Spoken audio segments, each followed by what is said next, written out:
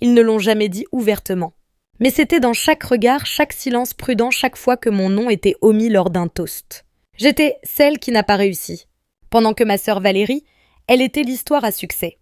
Polie, élégante, directrice de relations publiques avec une liste de clients plus longue que sa patience. Et moi, je travaillais dans des tableaux Excel, consultante pour petites entreprises. Rien de glamour, rien digne d'être mentionné dans les discussions de groupe, aux dîners familiaux. Quand on me demandait ce que je faisais, ma mère affichait un sourire crispé et disait « Noémie O, elle fait du freelance. Elle se cherche encore. » Personne ne me posait jamais la question directement. Valérie intervenait toujours juste au moment où j'ouvrais la bouche. « Elle est géniale avec Excel », a-t-elle ri un jour sirotant son vin. Effrayante même. La table a ri aussi. Même moi j'ai forcé un sourire. Je n'étais pas une ratée. Mais j'avais appris qu'il était plus facile de jouer le jeu que de les corriger. Ils avaient besoin d'un rôle pour moi dans l'histoire qu'ils racontaient au monde.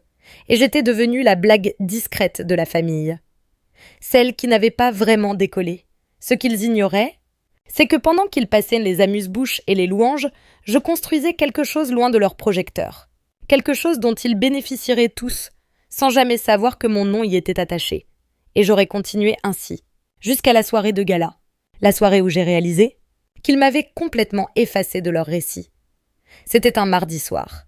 Je mangeais un plat à emporter dans ma cuisine, regardant à moitié un vieux documentaire quand mon téléphone a vibré. Discussion de groupe famille cœur. Mon estomac se nouait toujours quand ce nom apparaissait. Valérie avait publié des photos. Des dizaines. Une salle de bal grandiose. Lustre étincelant. Rideaux de velours. Tour de champagne. Et elle était là, au centre. Bras dessus bras dessous avec nos parents. Sourire parfait. Cette robe émeraude qu'elle réservait aux séances photos pour magazine. La légende disait, tellement fière de ce moment, Valérie RP signe le plus gros contrat de l'année, avec ma famille à mes côtés. J'ai continué à défiler. Cousins, tantes, même mon frère était venu de Lyon. Tout le monde était là, sauf moi. Pas une mention, pas un texto, pas un avertissement, pas une chaise avec mon nom. Juste des photos l'une après l'autre. Ma famille célébrant le triomphe de Valérie comme si c'était le leur. Comme si je n'existais pas. Mais ce n'était pas seulement l'exclusion qui brûlait. C'était de réaliser qu'ils avaient choisi de me rendre invisible. Valérie avait réécrit le récit pour monopoliser la lumière. Et à cet instant, quelque chose a basculé. Je n'ai pas pleuré. Je n'ai appelé personne. Je suis restée là. Et j'ai ouvert mon ordinateur. Car ce qu'ils ignoraient, c'est que derrière chaque contrat dont elle se vantait, il y avait ma signature. Je n'ai pas réagi aux photos. Je n'ai pas demandé pourquoi je n'étais pas invitée. Je n'ai pas envoyé de message à Valérie. Je n'ai pas appelé mes parents. J'ai simplement disparu de la conversation. Qu'ils pensent que j'étais trop occupée, ou trop amère, ou trop brisée. Peu importait désormais. Je me suis dit que ça m'allait, que je n'avais pas besoin de leur approbation, que je n'avais pas besoin d'être vue. Mais la vérité, ça faisait encore mal. Même après toutes ces années, ça faisait encore mal. Il y a quelque chose à être oublié intentionnellement. Pas parce qu'ils vous ont perdu de vue, mais parce qu'ils ont décidé que vous n'aviez pas votre place dans leur version de l'histoire. Et pendant un instant, j'ai presque cru en leur version. Peut-être étais-je vraiment la ratée. L'extrait en arrière-plan dans la production de Valérie. Alors j'ai fermé l'ordinateur, nourri le chien, fait la vaisselle comme si de rien n'était. Parce que parfois, il est plus facile de rester petite que de se lever et risquer la chute. Ce soir-là, je me suis couchée en pensant que ça passerait, que je pourrais lâcher prise. Je ne savais pas alors que mon nom, ma signature, était déjà au cœur de son empire. En attente. Tout a commencé par un appel que j'ai failli ne pas prendre. Allô, Noémie Conseil. La voix était familière, chaleureuse. Juste un mot pour féliciter. J'ai vu votre nom enfoui dans les dernières pages des contrats exécutifs de VRP. Je ne savais pas que vous vous lanciez dans le capital silencieux. Je me suis figée. Pardon, ai-je dit prudemment. Pouvez-vous répéter? Il l'a fait. 2 fois. Et juste comme ça, les pièces ont commencé à s'assembler. Voyez-vous, des années plus tôt, quand Valérie a lancé son agence de RP, je construisais déjà quelque chose de mon côté. Quelque chose de moins tape à l'œil, plus fondamental. À travers un réseau de sociétés écrans et d'investisseurs par procuration, j'étais devenue une force discrète derrière plusieurs agences de taille moyenne.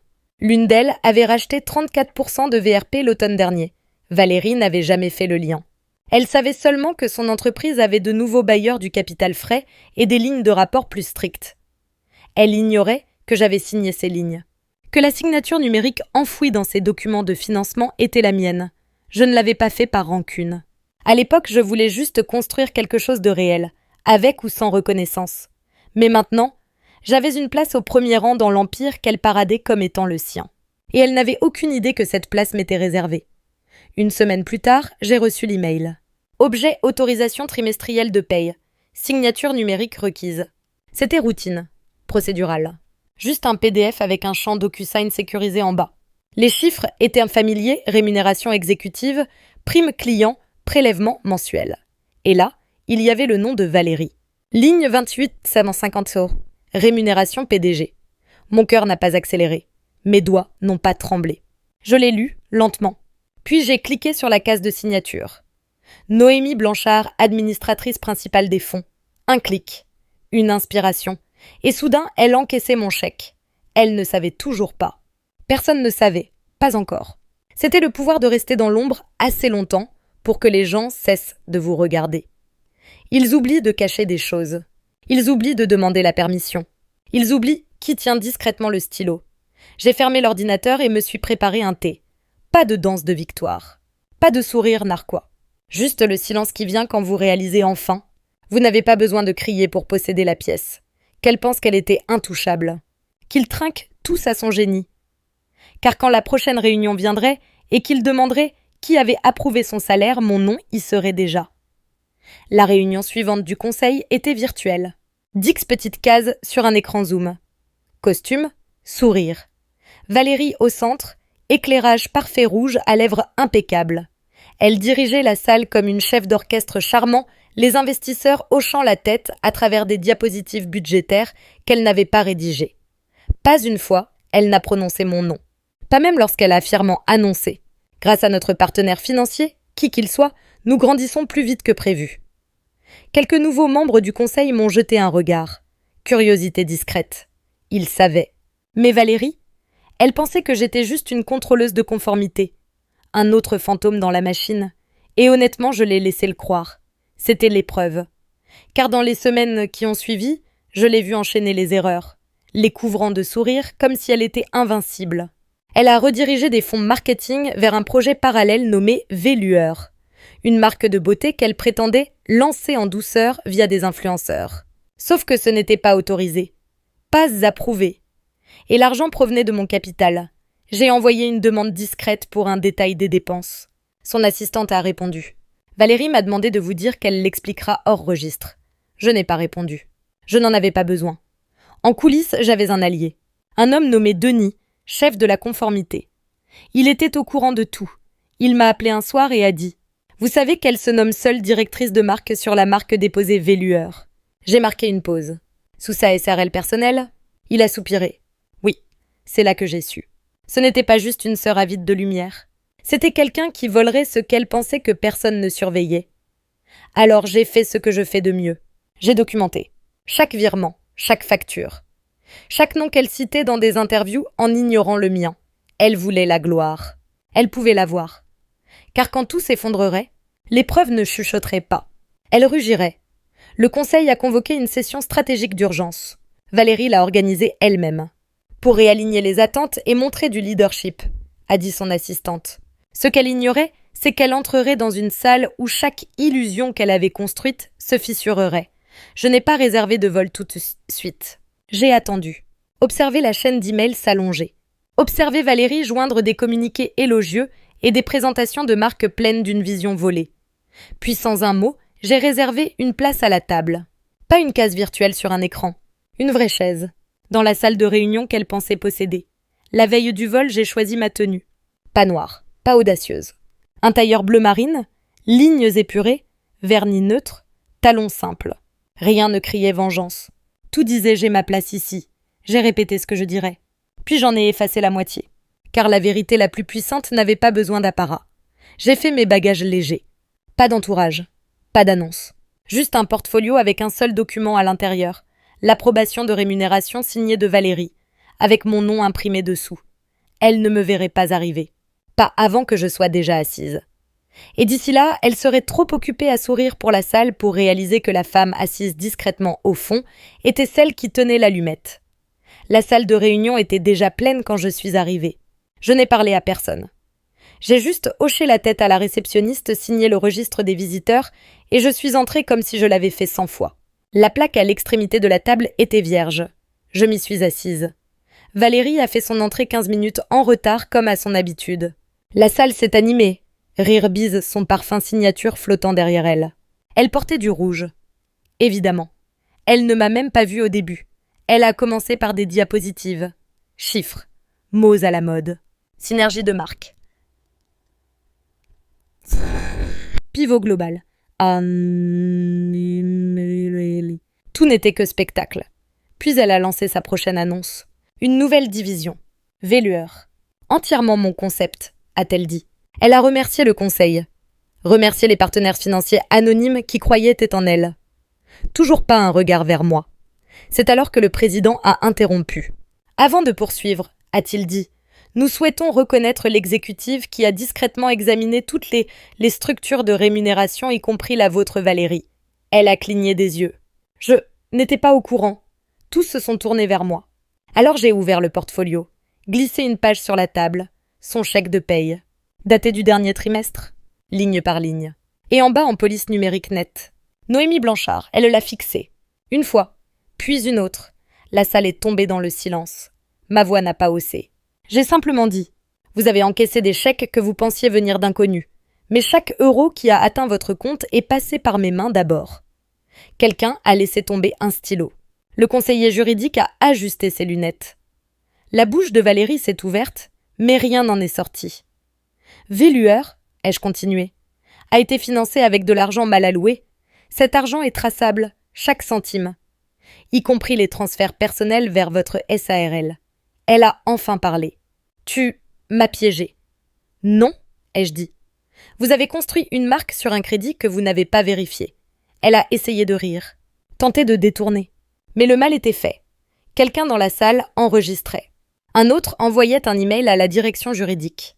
La voix de Valérie s'est brisée. Je suis ta sœur. Je me suis levée. Et j'étais la ratée, tu te souviens. Puis je suis sortie. Personne ne m'a suivi dans le couloir. L'écho des portes vitrées se refermant derrière moi semblait plus fort que toute la réunion. Je n'ai pas pleuré. Je n'ai pas souri. J'ai juste respiré. Pour la première fois depuis des années, c'était comme de l'oxygène. Derrière moi, il s'agitait encore, Valérie essayant de détourner, d'expliquer, de sauver la face.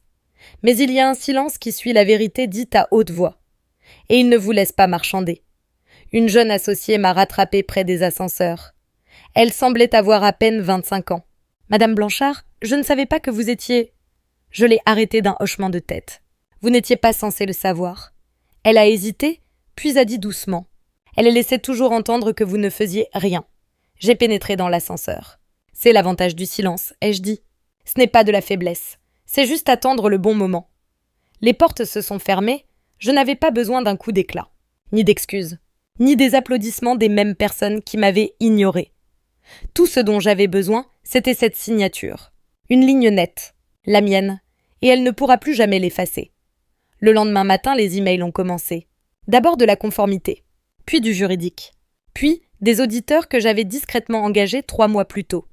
Chaque virement, chaque accord parallèle, chaque boîte de sérum Vellueur étiquetée, offerte, mais facturée comme R&D, tout faisait désormais partie d'une enquête officielle. Valérie ne le savait pas encore, mais la tempête avait commencé avant même qu'elle n'entre dans cette salle de réunion. Je n'avais pas besoin de porter plainte, pas besoin d'écrire un communiqué. Tout ce que j'avais à faire était laisser faire. Les clients ont commencé à se retirer, un par un. D'abord la PME technologique de Toulouse, puis le géant des cosmétiques qu'elle courtisait depuis 2 ans. La marque qu'elle avait construite sur un crédit emprunté et un charme d'emprunt s'effilochait. Et je n'étais pas derrière le rideau à tirer les ficelles. Je n'étais même plus dans le bâtiment. Je travaillais depuis mon propre bureau désormais, à 4 rues mais dans un autre monde. Même client. Nouvelle firme. Cette fois sous mon nom, les gens ont commencé à remarquer. Pas parce que je le leur disais, mais parce que la vérité a une manière de percer même à travers la marque la plus soignée. Valérie pouvait garder ses filtres Instagram. Moi, j'avais les documents. Et en fin de compte, c'était tout ce qui comptait. Ce n'était pas soudain. Pas d'article en première page. Pas de confrontation dramatique dans la rue. Juste un changement. Quelques mois plus tard, j'ai été invitée à parler lors d'une table ronde sur les femmes en affaires. La coordinatrice m'a écrit « Nous aimerions entendre votre histoire. » La vraie. J'ai dit oui. Pas parce que j'avais besoin de validation, mais parce qu'il était temps. Je suis entrée dans la salle et c'était là. Mon nom. Sur le programme. Sur l'écran. Noémie Blanchard, fondatrice, stratège, architecte silencieuse devenue leader. Les gens me serraient la main différemment maintenant. Me regardaient dans les yeux. Pas parce que j'étais plus bruyante, mais parce que je ne me cachais plus. Je n'ai pas mentionné Valérie. Je n'en avais pas besoin. Ce qui comptait, c'est que l'histoire avait été réécrite, 7 fois par mois. Plus tard cette semaine-là, j'ai emménagé dans mon nouveau bureau. Dernier étage. Pas encore de plaque. La seule chose au mur, un document encadré. Son ancien chèque de paie. Ma signature en bas. Je ne le garde pas pour me vanter. Je le garde comme un rappel des années où ils m'ont ignoré. Du travail silencieux qui a bâti un empire sous leurs pieds. Et du moment où tout a changé, pas parce que j'ai crié plus fort, mais parce que j'ai cessé de m'excuser d'être celle qu'ils sous-estimaient. Ils m'appelaient la ratée. Maintenant, ils écrivent mon nom correctement. Ils ne se sont jamais excusés. Ni Valérie, ni mes parents, ni la famille qui m'envoyait des offres d'emploi comme des notes de pitié. Et c'est ok. Certaines histoires ne se terminent pas par une clôture. Certaines se terminent, c'est tout. Mais je ne suis pas revenue pour des excuses. Je suis revenue avec autre chose. Une signature. Celle qu'ils qualifiaient autrefois d'inutile. Celle qui décide désormais si leurs chèques sont encaissés ou non. Valérie existe encore quelque part dans l'écho de son ancienne marque. Parfois mentionnée dans de vieux articles de presse s'accrochant à des mots à la mode empruntés. Mais elle n'est plus l'étoile de mon histoire. Je n'avais pas besoin de la détruire. Je n'avais même pas besoin de vengeance. Je devais juste réclamer ce qui m'avait toujours appartenu. Le droit d'être vu. Le droit d'être entendu. Le droit de laisser une marque que personne ne pourrait effacer. C'est ça une signature. Ça semble petit, simple. Un trait d'encre. Une ligne sur une page. Mais c'est une déclaration. Que vous étiez là. Que vous comptiez. Que quelque chose a commencé avec vous. Il disait à tout le monde que j'étais une ratée. Mais quand ça comptait le plus, quand le papier touchait la table, quand les chiffres avaient besoin d'approbation, quand le nom en bas signifiait tout, c'était le mien. Ils ont construit leur empire en ignorant mon nom. Je l'ai repris avec une signature. Et j'ai réécrit l'histoire avec mon encre.